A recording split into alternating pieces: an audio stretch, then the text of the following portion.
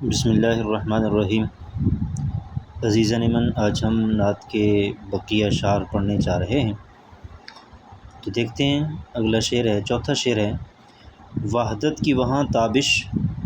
رحمت کی وہاں بارش، بخشش کا ہماری ہے ساماں مدینے میں۔ اس شعر میں شاعر حضور صلی اللہ علیہ وآلہ وسلم کی برکات اور آپ کی فضیلت بیان کرتے ہوئے کہتا ہے کہ آپ کی برکت کی وجہ سے مدینے کے اندر ہمیشہ سے اتحاد و اتفاق کی چمک، روشنی اور نور نظر آتا ہے۔ تابش کا معنی ہوتا ہے نور، روشنی اور چمک،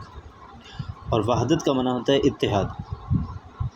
تو شاعر کہہ رہا ہے کہ آپ صلی اللہ علیہ وسلم کی برکات ہیں، یہ آپ کا فیضان ہے کہ آپ کی وجہ سے مدینہ المنورہ میں اور مکہ المکرمہ میں، الغرض پورے عرب میں،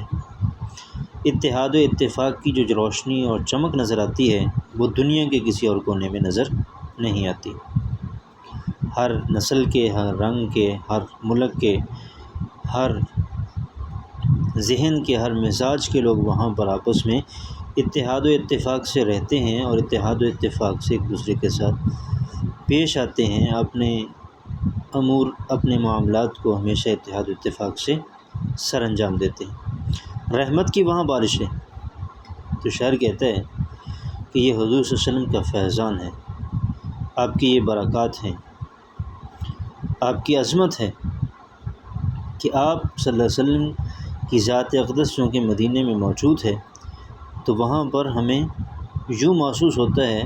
جیسے اللہ تبارک و تعالیٰ کی رحمت انسانیت پر، اسلام پر، مسلمانوں پر، مدینہ پر، زمین پر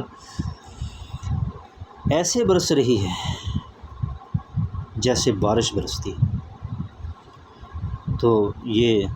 میرے پیغمبر کی برکات کا نتیجہ ہے۔ بخشش کا ہماری سامان مدینے میں، تو شاعر کہتا ہے کہ حضور کی ذات ہمارے لیے بخشش کا ذریعہ ہے۔ آپ صلی اللہ علیہ وسلم کل قیامت کے دن ہماری شفاعت فرمائیں گے اور اللہ سے دعا مانگیں گے کہ اللہ میری امت کے گناہ گاروں کو بخش دے۔ تو یہ بخشش کا سامان یعنی حضور اقدس صلی اللہ علیہ وآلہ وسلم کی ذات اقدس مدینے میں موجود ہے۔ اور ویسے بھی جب انسان مدینے میں پہنچتا ہے تو وہاں پر حضور صلی اللہ علیہ وسلم کی برکات کی وجہ سے، آپ کے فیضان کی وجہ سے اعمال میں دل لگتا ہے، اعمال میں انسان لگتا ہے، نماز میں لگتا ہے، ذکر اذکار میں لگتا ہے۔ تو یہ ساری چیزیں، یہ اعمال میں لگنا، یہ انسان کی بخشش کا ذریعہ ہے۔ اگلا شعر ہے: یہ میرا عقیدہ ہے، یہ دل کا عقیدہ ہے، ہوتی ہے ہر ایک مشکل آسان مدینے میں۔ اس شعر میں شاعر اپنا نقطہ نظر اور اپنا عقیدہ بیان کرتے ہوئے کہتا ہے کہ میرا یہ ماننا ہے اور میرا دل یہ کہتا ہے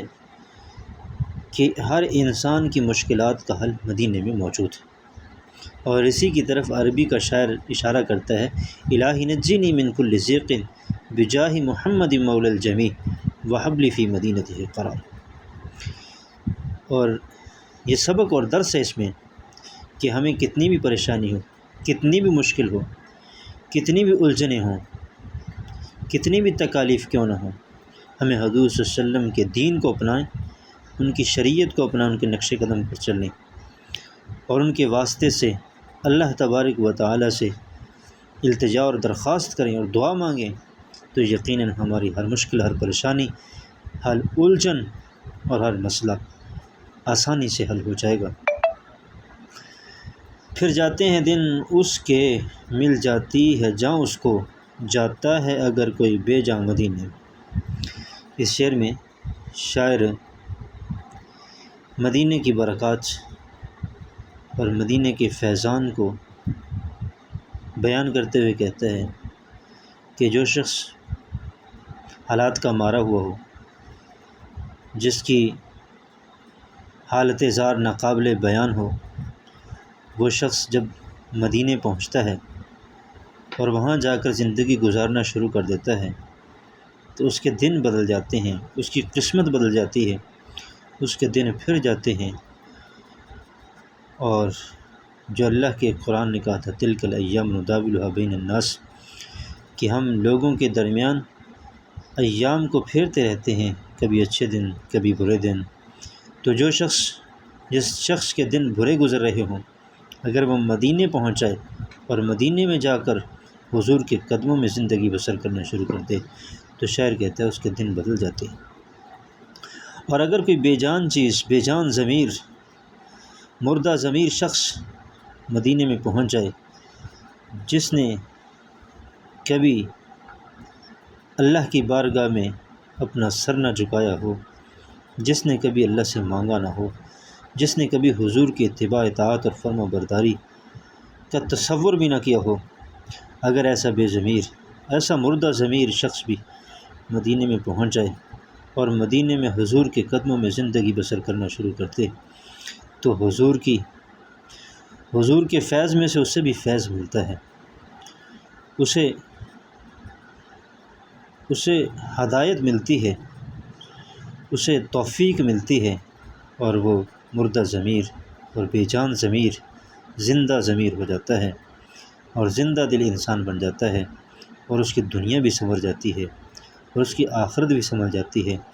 یوں کہہ لیجئے کہ شاعر کہتا ہے اسے دوبارہ زندگی مل جاتی ہے اور وہ زندگی کے ایام کو کامیابی سے گزارتا ہے۔